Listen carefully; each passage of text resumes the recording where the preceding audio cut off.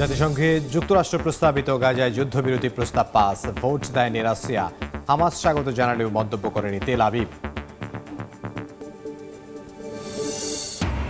মোদির নতুন মন্ত্রিসভায় বিজেপির হাতে স্বরাষ্ট্র, পররাষ্ট্র, প্রতিরক্ষা সহ গুরুত্বপূর্ণ মন্ত্রণালয়। শরিকরা পেল 11টি। জোটে অসন্তোষ, বৈষম্যের অভিযোগ। এবং যুক্তরাজ্যে শুরু স্মার্ট কার্ড বিতরণ কার্যক্রম। সহজ পদ্ধতিতে অনলাইনে আবেদন করেই করা যাচ্ছে আইডি কার্ড। খুশি প্রবাসী বাংলাদেশিরা।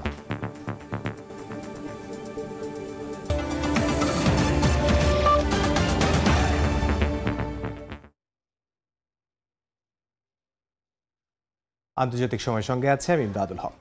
গাজায় যুদ্ধবিরতি ইস্যুতে মার্কিন প্রেসিডেন্ট জো বাইডেনের প্রস্তাবের পক্ষে সমর্থন জানিয়েছে জাতিসংঘের নিরাপত্তা পরিষদ। সোমবার প্রস্তাবের পক্ষে ভোট পড়ে 14টি। ভোটদানে বিরত ছিল রাশিয়া। এদিকে যুদ্ধবিরতি চুক্তিতে রাজি করাতে হামাসকে চাপ দিতে মধ্যপ্রাচ্যের দেশগুলোর প্রতি আহ্বান জানিয়েছে মার্কিন পররাষ্ট্রমন্ত্রী। এদিনও ইসরায়েলি বাহিনীর হামলায় হতাহত হয়েছেন অনেকেই। I shall put the draft resolution to the vote now.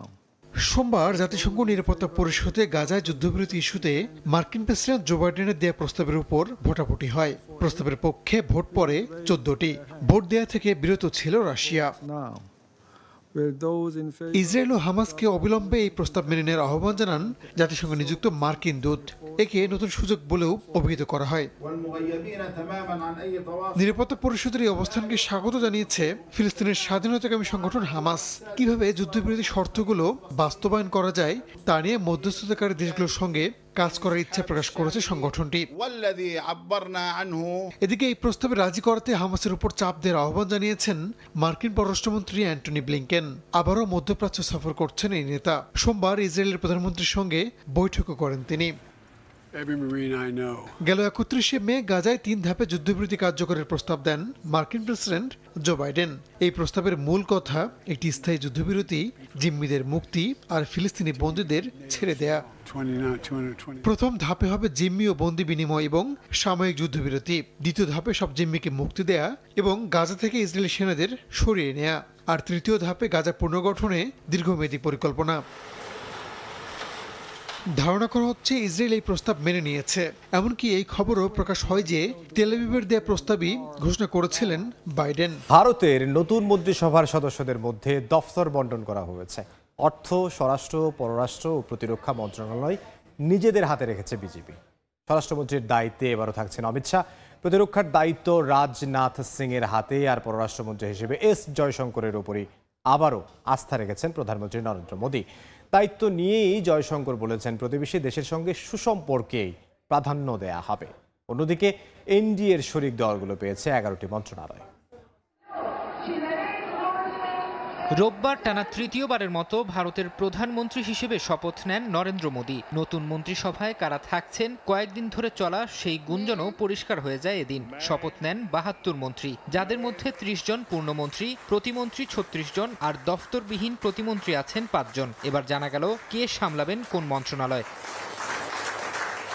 4 গুরুত্বপূর্ণ মন্ত্রণালয়ের একটিও শরিকদের ছাড়েনি বিজেপি। অর্থ, স্বরাষ্ট্র, পররাষ্ট্র ও প্রতিরক্ষা মন্ত্রণালয় নিজেদের হাতে রেখেছে নরেন্দ্র মোদীর দল। স্বরাষ্ট্রমন্ত্রীর দায়িত্ব সামলাবেন অমিত শাহ। প্রতিরক্ষা মন্ত্রণালয় এবারও থাকছে রাজনাথ সিং এর হাতে। পররাষ্ট্রমন্ত্রী হিসেবে এস জয়শঙ্করের ওপরই আবারও আস্থা রেখেছেন মোদী। গুরুত্বপূর্ণ এই 3 মন্ত্রণালয়ের মতো দেশটির অর্থমন্ত্রীর পদেও আসেনি পরিবর্তন। নতুন সরকারেও অর্থ মন্ত্রণালয় সামলাবেন নির্মলা সীতারমণ। এছাড়া বিজেপি সভাপতি জেপি নাড্ডা স্বাস্থ্য ও পরিবার কল্যাণমন্ত্রী হয়েছেন।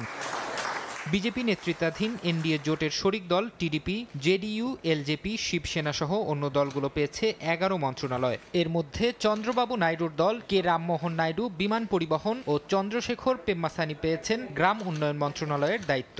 অন্যদিকে নীতিশ কুমারের জনতা দলের নেতা রামনাথ ঠাকুর পেয়েছেন কৃষি ও কৃষক কল্যাণ মন্ত্রণালয় এবং রাজীব রঞ্জন পঞ্চায়েতি রাজ মন্ত্রণালয় সামলানোর দায়িত্ব।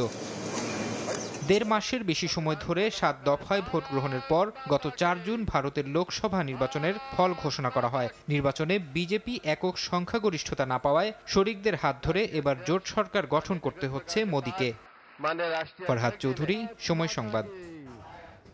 জোট সরকার গঠনের পর এবার মন্ত্রিত্ব নিয়ে অসন্তোষ দেখা দিয়েছে মোদীর এনডিএ জোটে। লোকসভা নির্বাচনে একক সংখ্যাগরিষ্ঠতা পেলেও একাই সরকার গঠন করতে পারেনি বিজেপি। এজন্য শরিকদের দিতে হয়েছে 11টি মন্ত্রী পদ। ক্ষমতা ভাগাভাগির ক্ষেত্রে বৈষম্যের অভিযোগ তুলেছে বিজেপির দীর্ঘদিনের শরিক দল শিবসেনা। কারণ এবারের সরকারে কোনো কেন্দ্রীয় মন্ত্রীর পদ পায়নি একনাথ শিন্ডের নেতৃত্বাধীন শিবসেনা। কেবল একটি প্রতিমন্ত্রী পদ পেয়েছে মহারাষ্ট্রের এই দল। এ নিয়ে পক্ষপাতিত্বের অভিযোগ তুলেছেন শিবসেনার এমপি শ্রীরঙ্গ বার্নে। যদিও দলটির আরেক নেতা শ্রীকান্ত শিন্ডে স্পষ্ট করেছেন তারা নিঃশর্তভাবেই মোদী সরকারকে সমর্থন করেছেন।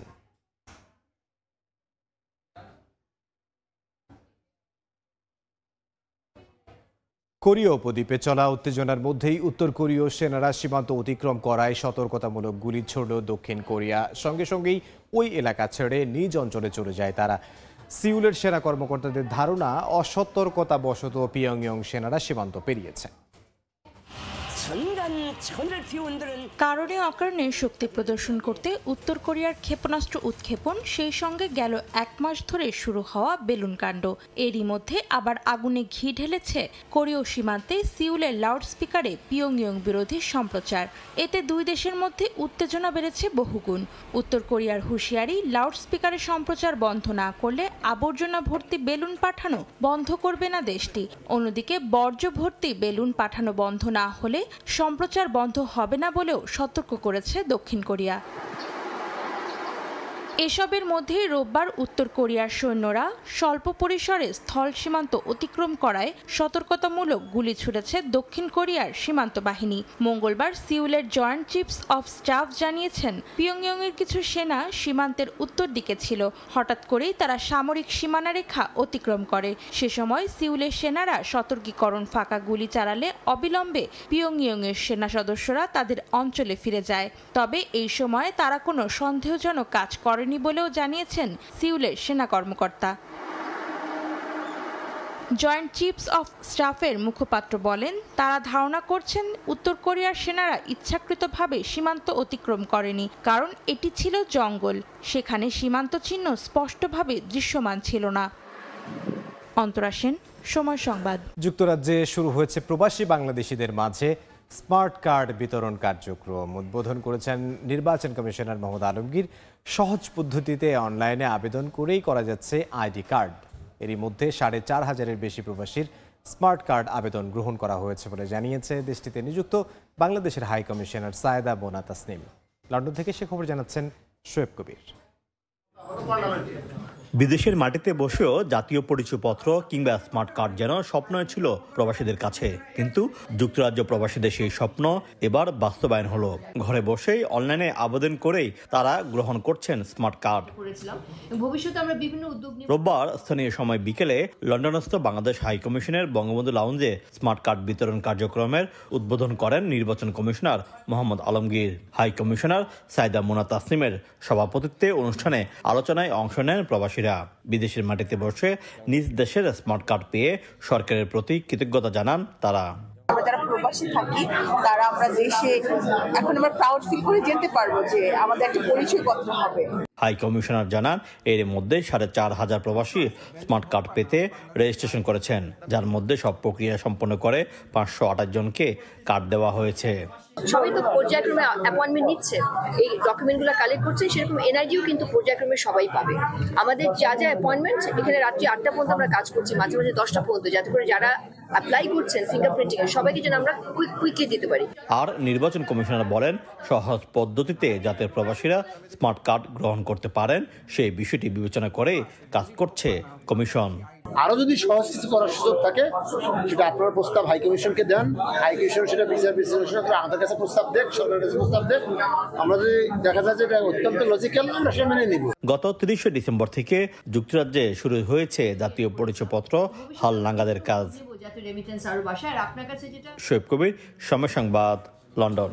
নিয়মিত প্রশিক্ষণ ফ্লাইটের সময় রাশিয়ার সুখুই 34 বোমারু বিমান বিধ্বস্ত হয়েছে। এতে বিমানে থাকা 2 পাইলট নিহত হয়েছেন। বিমানটির যান্ত্রিক ত্রুটির কারণে দুর্ঘটনা ঘটেছে বলে জানিয়েছে দেশটির রাষ্ট্রীয় গণমাধ্যম। একটি পাহাড়ি এলাকায় রাশিয়ার প্রশিক্ষণ বিমানটি বিধ্বস্ত হয়। বিমানে কতজন ছিলেন তা এখনও নির্দিষ্টভাবে জানা যায়নি।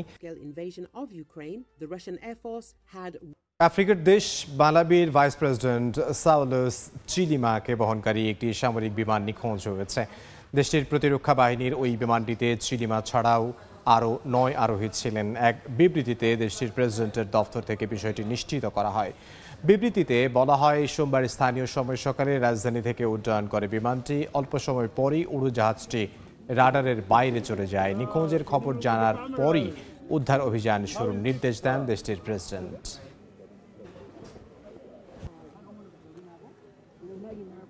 কানাডায় ভারতীয় বংশোদ্ভূত এক যুবকের মরদেহ উদ্ধার করা হয়েছে। সোমবার ভারতীয় সংবাদ মাধ্যম এনডিটিভি জানিয়েছে, 2019 সালে স্টুডেন্ট ভিসায় কানাডায় যান পাঞ্জাবের লুধিয়ানার বাসিন্দা যুবরাজ। পুলিশ জানায়, 7 জুন স্থানীয় সময় সকাল 8:45টার দিকে তারা এই ঘটনার খবর পায়। ঘটনাস্থলে পৌঁছে যুবরাজকে রক্তাক্ত অবস্থায় উদ্ধার করে হাসপাতালে পাঠানো হয়। সেখানে চিকিৎসকরা তাকে মৃত ঘোষণা করেন। এই ঘটনায় জড়িত সন্দেহে পুলিশ এরই মধ্যে 4 জনকে আটক করেছে, যদিও হত্যার কারণ এখনও জানা যায়নি। চলতি বছরের এপ্রিল মাসেও কানাডায় এক ভারতীয় যুবককে গুলি করে হত্যা করা হয়। বায়ু দূষণের কারণে বিশ্বজুড়ে বাড়ছে অকাল মৃত্যুর ঝুঁকি। এক গবেষণার তথ্য মতে গত 40 বছরে বায়ু দূষণের কারণে বিশ্বে অকালে প্রাণ হারিয়েছেন প্রায় 13.5 কোটি মানুষ। মানবসৃষ্ট গ্রিনহাউস গ্যাস নির্গমন আর দাবানলের মতো বিভিন্ন কারণে প্রতি বছর এই অকাল মৃত্যুর সংখ্যা দাঁড়িয়েছে 67 লাখে। প্রাকৃতিক দুর্যোগ, দুর্ঘটনা কিংবা মহামারী অকাল মৃত্যুর কারণ হিসেবে আমরা সাধারণত এসবকে দায়ী করি, কিন্তু সকলের অগোচরে বিভিন্ন মানবসৃষ্ট প্রাকৃতিক দূষণও হতে পারে অসময়ে মৃত্যুর কারণ, যার মধ্যে বায়ু দূষণ অন্যতম।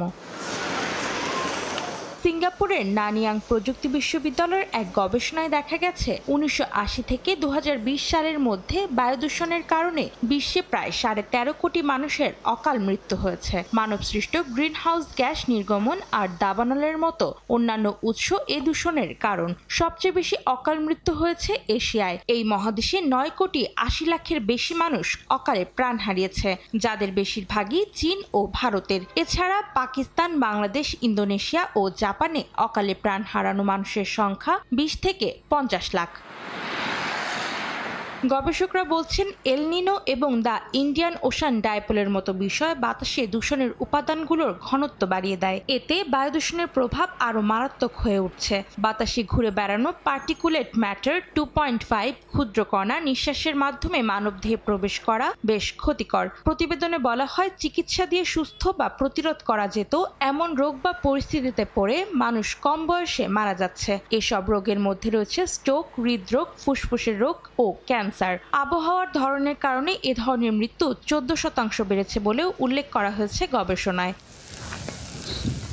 সম্প্রতি বিশ্ব স্বাস্থ্য সংস্থা জানিয়েছে, দাবানল ও যানবাহনে নির্গত গ্যাস সহ অন্যান্য কারণে সৃষ্ট বায়ু দূষণের প্রভাবে বিশ্বে প্রতি বছর 67 লাখ মানুষ অকালে মারা যায়। অন্তরা সেন, সময় সংবাদ। পবিত্র হজকে নির্বিঘ্ন করতে সৌদি আরবে হয়ে গেল নজর কাড়া মহড়া। এতে অংশ নেন দেশটির যৌথ বাহিনীর সদস্যরা। প্রথম দেখায় মনে হতে পারে যুদ্ধ চলছে কিংবা সন্ত্রাসীদের ধরতে চালানো হচ্ছে অভিযান, যদিও এসবের কিছুই নয়। পবিত্র হজকে সামনে রেখে সোমবার মক্কায় বিশেষ মহড়া চালায় সৌদি আরবের যৌথ বাহিনী, যেখানে অংশ নেন সেনা, নৌ ও বিমান বাহিনীর সদস্যরা, ছিলেন পুলিশ সদস্যরাও।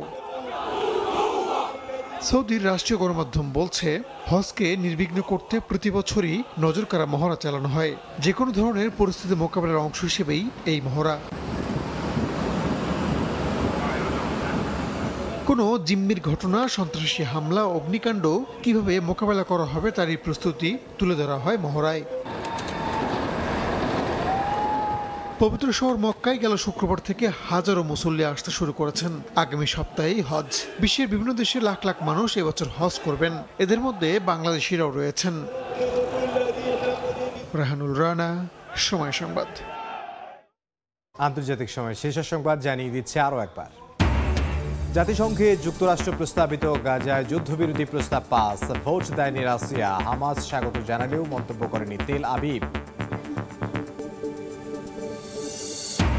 মোদির নতুন মন্ত্রিসভায় বিজেপির হাতে স্বরাষ্ট্র, পররাষ্ট্র, প্রতিরক্ষা সহ গুরুত্বপূর্ণ মন্ত্রণালয়। শরিকরা পেল 11টি। জোটে অসন্তোষ, বৈষম্যের অভিযোগ।